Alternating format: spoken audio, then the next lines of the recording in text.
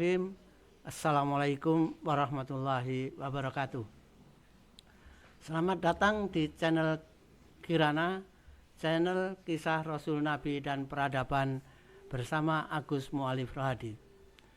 Sebelumnya kita telah sampai pada mengkisahkan saat Nabi Yusuf yang mulai tumbuh menjadi seorang pemuda yang tampan, cakap, bijak, santun, segala kualitas yang dimiliki sebagai seorang yang hebat dimiliki oleh Nabi Yusuf. Karena itu Potifar kemudian berkeinginan, yang keinginannya itu disampaikan kepada istrinya, ingin mengangkat Nabi Yusuf sebagai anak angkat. Meskipun sebagai anak angkat statusnya tetap budak, ya. Karena tidak dimerdekakan oleh Potifar. Keinginan Potifar itu kemudian tentu disambut baik oleh istrinya, sehingga akhirnya Nabi Yusuf diangkat sebagai anak angkat oleh Potifar dan istrinya, dan rumahnya dipindahkan sangat dekat dengan dengan istana Potifar, ya.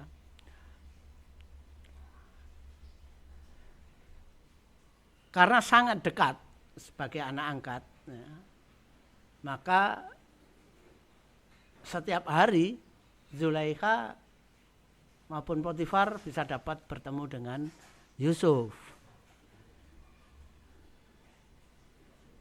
Pada saat itu Potifar maupun istrinya belum punyai anak, ya. Tiap hari bertemu, tiap hari berkomunikasi. Akhirnya istri Potifar ini jatuh hati kepada Nabi Yusuf. Sebagai seorang tuan, istri Potifar yang kita kenal sebagai Zulaikha merasa bisa berbuat apa saja terhadap Nabi Yusuf karena status Nabi Yusuf sebagai budak. Dengan status Nabi Yusuf sebagai budak, sekaligus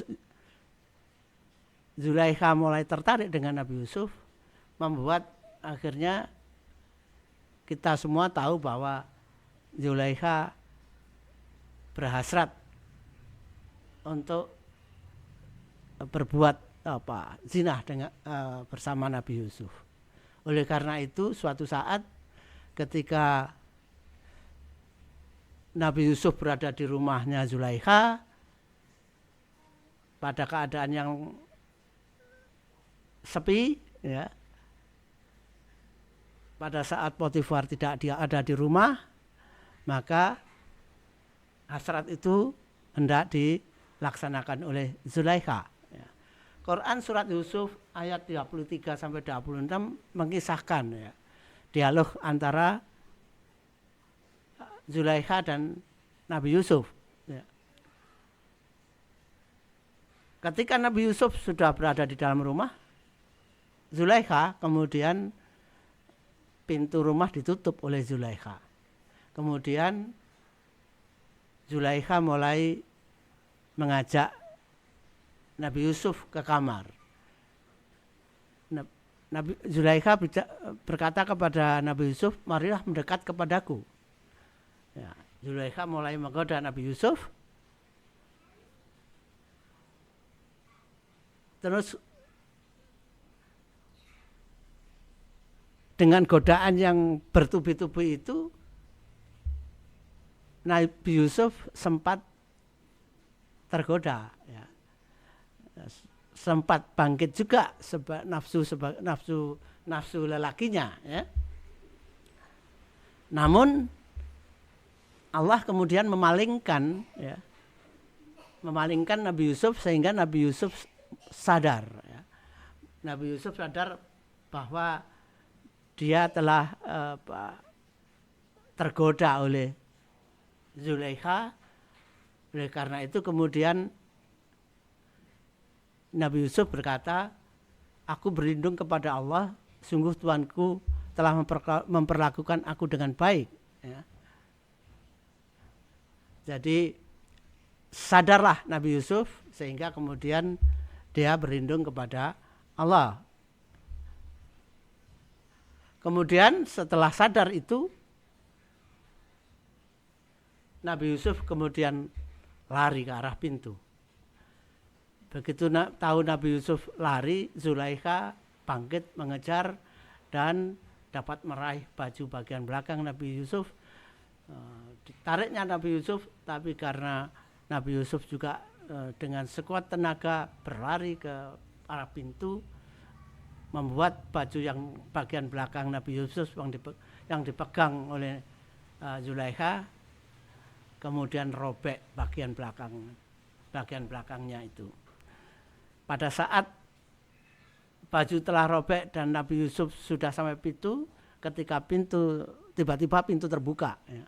Tiba-tiba pintu terbuka, kemudian muncul Potifar di depan pintu.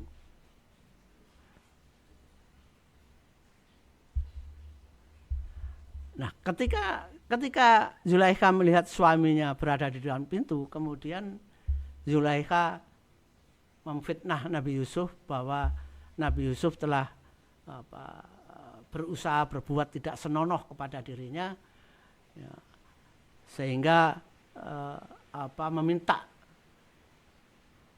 suaminya agar Nabi Yusuf dipenjarakan.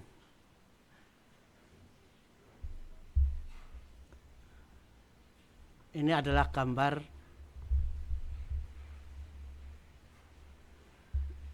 Zulaikha menarik baju bagian belakang Nabi Yusuf. Ya.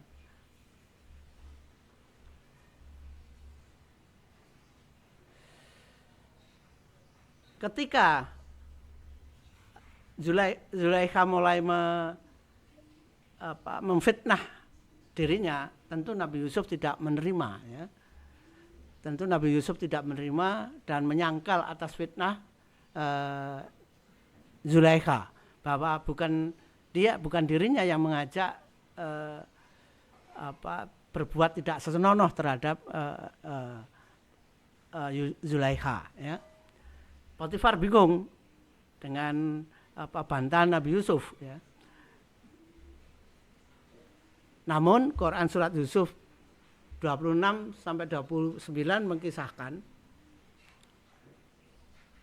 tiba-tiba muncul seseorang saksi, ya, yang disebut oleh Al-Quran sebagai keluarga Zulaikha, ya, keluarga perempuan itu atau Zulaikha, yang mengatakan bahwa jika baju gamis Yusuf yang robek ada di bagian depan, maka perempuan itu benar dan dia atau Yusuf termasuk orang yang dusta. Dan jika baju gamisnya koyak di bagian belakang, maka perempuan itulah yang dusta dan dia atau Yusuf termasuk orang yang benar. Dengan kesaksian itu, maka Potifar kemudian menyadari bahwa istrinya telah memfitnah Nabi Yusuf dan istrinya telah berusaha berbuat tidak senonoh kepada Nabi Yusuf. Ya.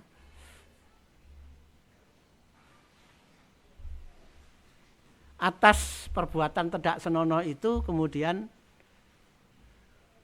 Potifar meminta agar istrinya bertobat dan meminta ampunan atas dosa yang telah diperbuatnya karena memfitnah Nabi Yusuf. Ya.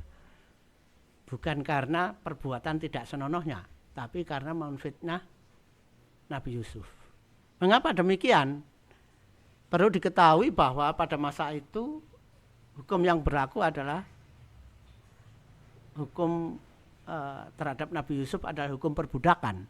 Sedang Nabi Yusuf sebagai budak, Potifar dan Zulaikha sebagai tuannya. Dalam posisi hukum yang seperti itu, sebenarnya Nabi Yusuf jika tidak mengikuti kemauan Zulaikha bisa dikatakan sebagai orang yang salah karena tidak mau mengikuti tuannya. Ya. Seorang budak itu tidak punya kedudukan apapun terhadap tuannya, dibunuh pun tidak ada yang protes. Nah, jadi oleh karena itu Potifar tidak mempersoalkan perbuatan tidak senonohnya istrinya itu, tetapi meminta istrinya agar bertobat karena perbuatan fitnahnya terhadap Yusuf, bukan atas perbuatan tidak senonohnya itu. Jadi kalau istrinya itu mengajak Yusuf untuk berbuat senonoh, itu tidak ada masalah karena memang Yusuf adalah budak. Ya. Sehingga kemudian yang dipersalahkan oleh Potifar adalah perbuatan fitnahnya, sehingga istrinya diminta untuk meminta ampunan dosa atas perbuatannya itu. Bagaimana hal ini dikisahkan oleh kitab Kejadian, ya. Sama, jadi dimulai dengan kedatangan Nabi Yusuf di rumah, kemudian pintu ditutup. Setelah pintu ditutup, kemudian Zulaikha mengajak berbuat tidak senonoh pada Nabi Yusuf. Kemudian Nabi Yusuf dipalingkan oleh Allah sehingga sadar. Kemudian Nabi Yusuf lari. Nabi Yusuf lari, tapi sebelum lari Zulaikha sempat memegang baju bagian depan. Bagian depan Nabi Yusuf. Ketika Nabi Yusuf menolak mau lari, bajunya dilepas. Bajunya Nabi Yusuf ini dilepas. Ketika bajunya lepas, baru Nabi Yusuf bisa lari. Nah, ketika lari, pintu dibuka, muncul Potifar. Nah, Potifar melihat itu, kemudian ketika istrinya melakukan fitnah terhadap Nabi Yusuf, langsung Potifar memenuhi keinginan istrinya tanpa ada pengecekan. Nabi Yusuf saat itu juga ditangkap, kemudian dipenjara. Itu adalah yang dikisahkan pada kitab Kejadian pasal 39 ayat 7 dan sampai 20. Jadi yang salah adalah, dalam kitab Kejadian yang salah adalah Yusuf. Yang salah adalah Nabi Yusuf, sehingga kemudian ditangkap dan langsung dipenjarakan. Karena bajunya Nabi Yusuf dikisahkan dicopot, dan baju yang dicopot itu dipegang Zulaikha. Jadi ada perbedaan yang bertolak belakang antara kitab Kejadian pasal 39 ayat 7 sampai 20 dengan Quran surat Yusuf. Kalau Quran surat Yusuf, baju bagian belakang Nabi Yusuf dirobek, kemudian ketahuan bahwa yang memfitnah dan bermaksud berbuat tidak senonoh adalah Zulaikha, dan kemudian Zulaikha diminta untuk bertobat. Nabi Yusuf bebas, belum dipenjara saat itu, ya. Dengan ketahuan seperti itu, Nabi Yusuf tidak langsung dipenjara. Oleh karena itu ada detail yang berbeda selanjutnya dari antara kitab Kejadian dengan Quran. Karena kalau di kitab Kejadian saat itu juga Nabi Yusuf ditangkap, kemudian dipenjara. Tapi kalau Al-Quran masih ada detail lagi, karena Nabi Yusuf pada posisi yang tidak bersalah. Ya.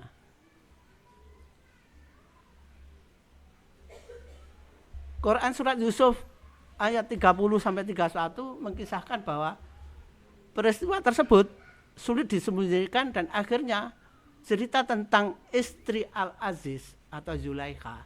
Jadi Quran surat Yusuf ayat 30-31 ini mengkisahkan saat peristiwa itu Potifar sudah menjadi Al-Aziz. Sebelumnya ketika membeli Nabi Yusuf, Potifar belum menjadi Al-Aziz. Tapi saat istrinya itu mau berbuat tidak senonoh dan ketahuan, Potifar sudah menjadi Al-Aziz. Al-Aziz adalah orang kedua setelah raja. Jadi jabatan yang kedua setelah raja. Jadi jabatannya adalah paling tinggi di Mesir saat itu setelah raja. Nah, pada Quran surat Yusuf ayat 30-31 ini dikisahkan kemudian peristiwa tersebut akhirnya tersebar. Ya, sulit untuk disembunyikan karena ada saksi. Ya, karena ada saksi menjadi pembicaraan akhirnya pembicaraan itu menjadi meluas di kalangan para wanita terpandang di Mesir. Ya. Disebut bahwa usaha berbuat serong, usaha Zulaikha untuk berbuat serong mengajak Nabi Yusuf ini menyebar di kalangan perempuan terpandang di Gresik. Ya. Jadi istri-istri pejabat kerajaan Mesir. Ya. Jadi perempuan elit di Mesir yang kisahnya adalah Zulaikha hendak berbuat serong dengan budaknya. Rata-rata mereka kebanyakan tidak mengetahui tentang Nabi Yusuf. Ya. Jadi mereka hanya mengetahui bahwa Zulaikha ingin berbuat serong dengan budaknya. Tentu ini menjadi perbincangan yang akhirnya didengar Zulaikha sendiri, dan perbincangan itu sangat menyakiti Zulaikha. Ya. Pergunjingan yang semakin luas itu menyakiti Zulaikha, sehingga suatu saat Zulaikha mencoba membalas perbuatan pergunjingan itu, ya, pergunjingan para perempuan itu.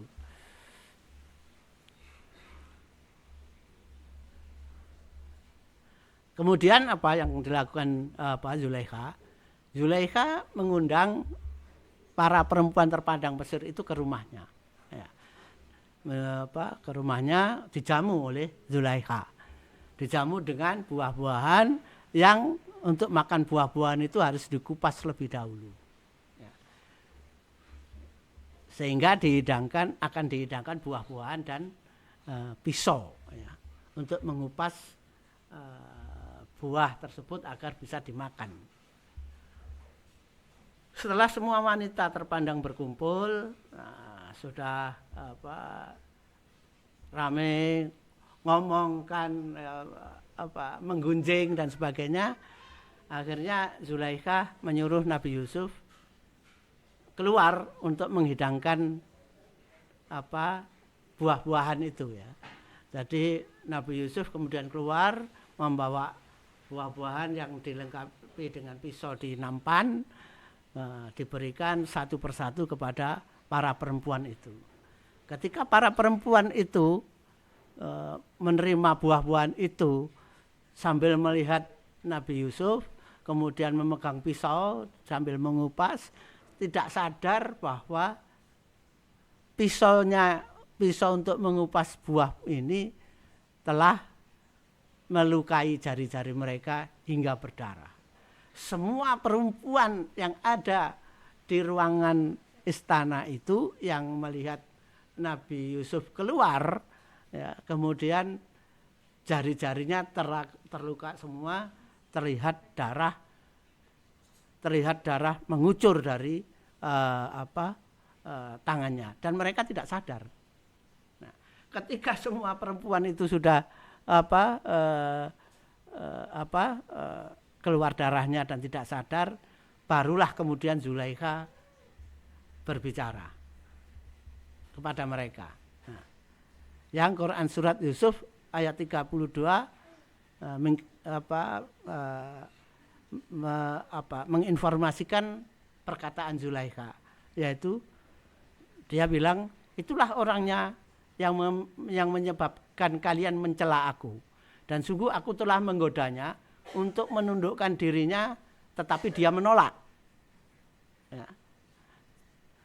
Jika dia tidak melakukan apa yang aku perintahkan kepadanya, niscaya dia akan dipenjarakan dan dia akan menjadi orang yang hina. Itu adalah perkataan Zulaikha.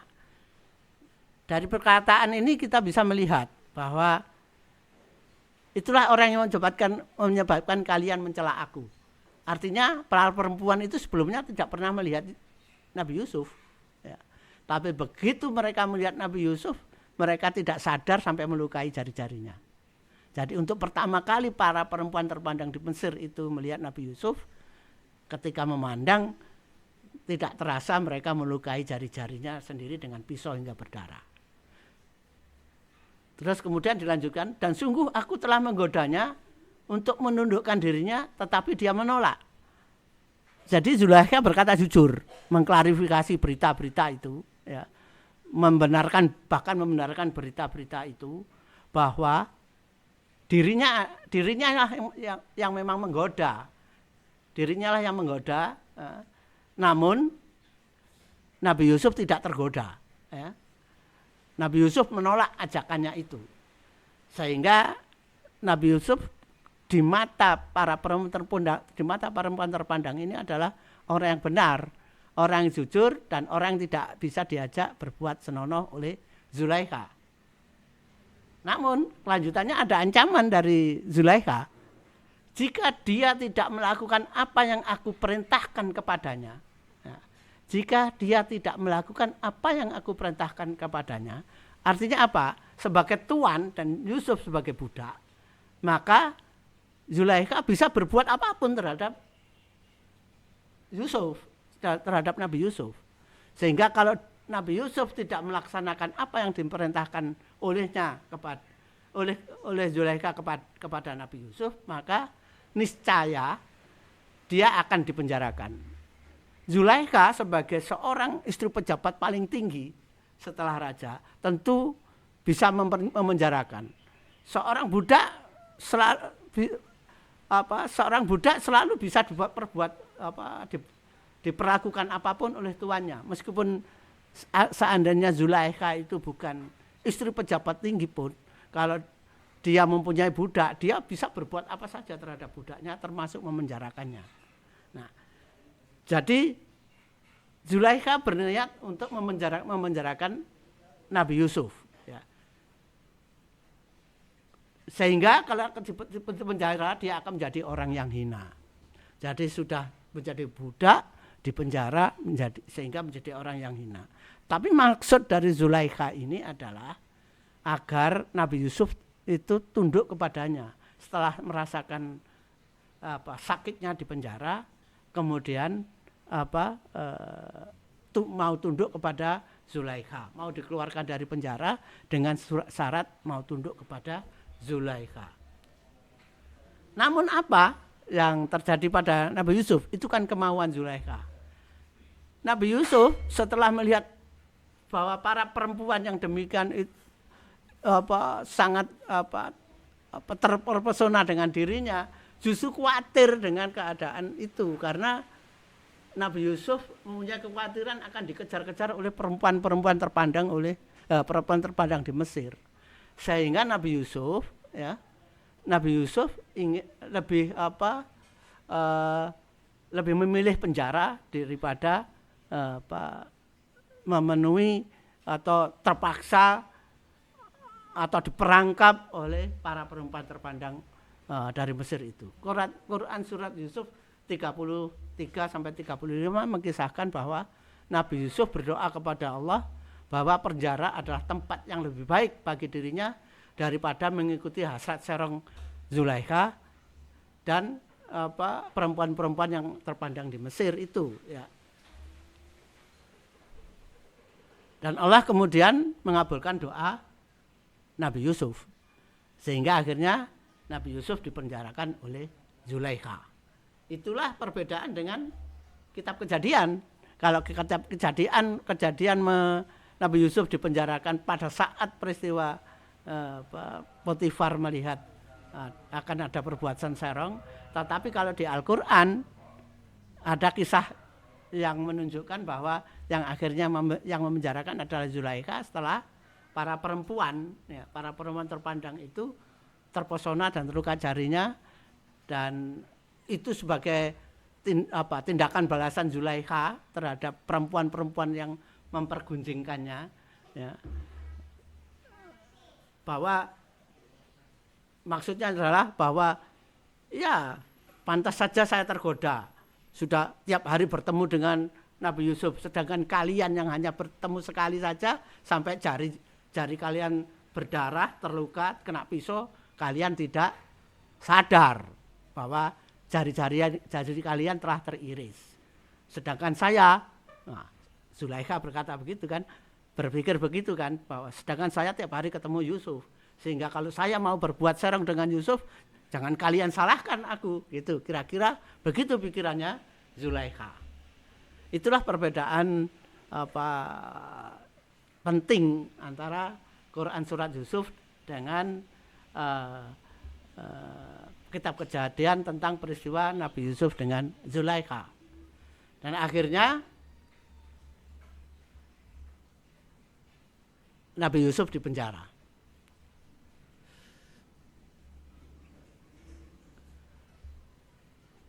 Perlu diketahui sebelumnya bahwa sebelumnya kita telah mengisahkan bahwa ketika Nabi Yusuf itu dibawa ke Mesir dalam perjalanan dari Syekhem ke Mesir, itu Nabi Yusuf telah diberi mukjizat oleh Allah, yaitu mentakwil mimpi. Dan kemampuan itu kemudian sangat berguna ketika di penjara. Setelah beberapa lama di penjara, suatu saat masuk 2 orang. Kita ulangi, sebelumnya ya, kita ulangi, ketika di penjara dengan kemampuannya Nabi Yusuf untuk mentakwil mimpi, Nabi Yusuf itu sering mengatakan sesuatu, misalnya nanti makanan yang akan datang adalah makanan ini, kita akan makan itu, kita akan makan hidangan seperti ini ya. Ternyata hidangan kemudian yang datang adalah persis seperti apa yang diomongkan oleh Nabi Yusuf. Seringkali Nabi Yusuf kemudian dengan ilmu kebijaksanaannya mampu mengatasi konflik di dalam penjara, mengatasi konflik para penghuni penjara. Lama-lama akhirnya Nabi Yusuf ya, dengan ilmu kebijaksanaannya maupun mampu mentakwil mimpi. Jadi kadang-kadang ada orang mimpi kemudian ditakwil dan ternyata benar, kemudian ada perselisihan bisa diselesaikan, bahkan meramal nanti kita akan makan ini, maka yang makan hidangan yang datang kemudian persis yang diomongkan Nabi Yusuf. Akhirnya Nabi Yusuf sangat ditaati oleh para penghuni penjara, bahkan oleh sipir penjara. Nabi Yusuf akhirnya diserai untuk mengelola penjara. Jadi di penjara Nabi Yusuf menjadi orang yang sangat ditaati oleh orang banyak, termasuk oleh sipir penjara, meskipun Nabi Yusuf tetap di penjara. Nah, suatu saat muncul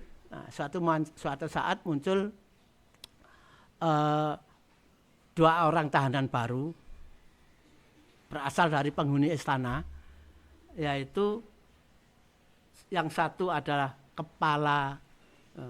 kepala pelayan bagian menghidangkan makanan, yang satu adalah kepala pelayan yang menghidangkan minuman. Perlu diketahui saat itu jabatan kepala pelayan makanan dan minuman adalah jabatan yang lumayan tinggi, ya, lumayan tinggi. Karena apa? Pelayan makanan dan minuman adalah orang yang bertanggung jawab apakah makanan itu aman dimakan oleh raja, apakah makanan itu tidak diracun. Ya. Ada yang mau membunuh raja dengan meracun makanan dan minuman. Jadi sebelum raja makan, di hadapan raja, maka kepala pelayan makanan dan minuman itu selalu dipersilahkan lebih dulu mencicipi makanan minuman yang akan diminum oleh raja. Jadi jabatan kepala pada saat itu, kepala pelayanan makan minuman itu adalah jabatan yang tinggi karena jabatan yang mempertaruhkan nyawa. Nah, saat itu kepala pelayan makanan dan kepala pelayan minuman, dua orang yang berbeda, ini dipenjara dua-duanya. Tidak dijelaskan apa salahnya, tapi akibatnya dua-duanya dipenjara. Akibatnya dipenjara. Nah, ketika dipenjara mereka melihat ternyata di penjara Nabi Yusuf adalah orang yang pandai, orang yang mempunyai kebijakan dan sebagainya, orang yang punya ilmu yang tinggi yang membuat orang takjub. Ya. Nah, suatu saat dua orang ini mimpi. Ya. Dua orang ini mimpi, yang mimpinya itu membuat gelisah keduanya. Dan mimpinya bersamaan pada harinya. Ya. Ya. Kemudian akhirnya dua orang ini meminta tolong ya, karena mimpinya itu begitu kuat sehingga tidak bisa terlupa. Biasanya kalau mimpi itu setelah tidur ya kalau toh ingat sebagian, terus bahkan ada yang tidak ingat sama sekali. Tapi mimpinya ini sangat kuat sehingga sangat diingat oleh dua orang kepala pelayan ini.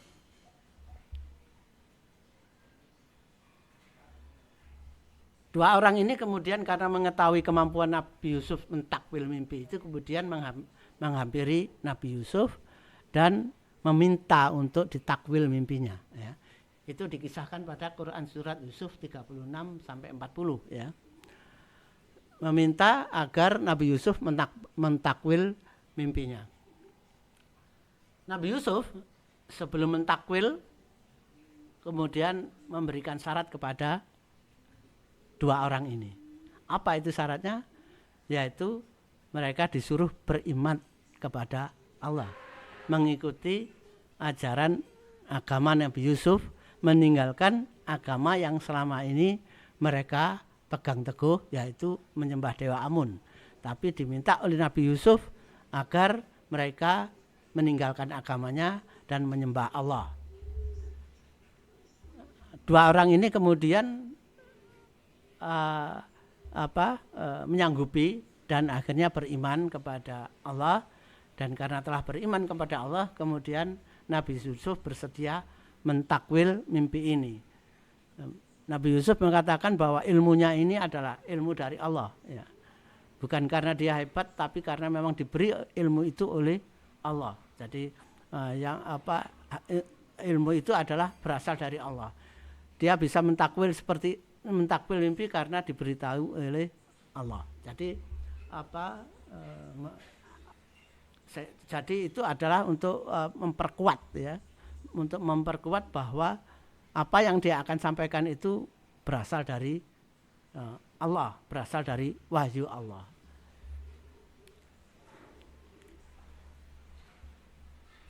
Kemudian ditakwilah mimpi itu ya. Takwilnya adalah yang satu, yaitu kepala pelayan minuman akan segera keluar dari penjara dan akan menjabat kembali sebagai kepala pelayan minuman. Ya. Sedangkan kepada yang kepala pelayan makanan dikatakan bahwa dia juga akan segera keluar di penjara, tapi ya, dia akan mati di tiang salib, dihukum mati di tiang salib. Oleh Nabi Yusuf dikatakan bahwa kamu tidak perlu takut dengan hukuman mati di tiang salib, karena kamu sekarang menjadi orang yang beriman. Karena kamu menjadi orang yang beriman, insya Allah kamu akan segera masuk surga. Ya, kamu akan masuk surga. Itulah jaminan Nabi Yusuf kepada orang yang akan mati di tiang salib itu. Dan tidak lama kemudian memang keduanya segera dikeluarkan. Ketika mereka akan dikeluarkan, Nabi Yusuf kemudian memberi pesan kepada kepala pelayan minuman yang akan bebas, yang akan menjabat kembali jabatannya yang sudah dicopot, yaitu sebagai kepala pelayan minuman istana. Yaitu apa pesannya? Jika bertemu raja agar kisahnya dengan Zulaikha maksudnya itu agar dikisahkan kepada raja, ya, dikisahkan kepada raja supaya raja mengetahui bahwa ada yang berbuat tidak benar terus kemudian memenjarakan dirinya. Jadi Nabi Yusuf telah menggantungkan nasibnya kepada orang tersebut. Ya. Apa yang terjadi? Yang terjadi adalah setelah orang tersebut keluar dari penjara, ketika sampai di istana,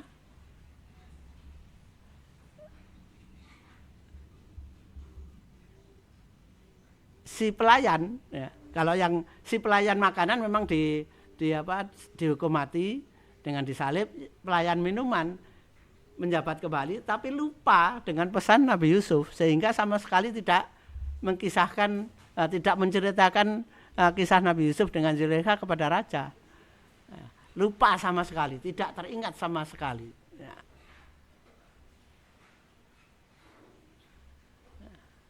Dan karena Nabi Yusuf telah membuat kesalahan, karena menggantungkan nasibnya kepada orang lain, akibatnya Nabi Yusuf justru berada di penjara lebih lama lagi. Ya.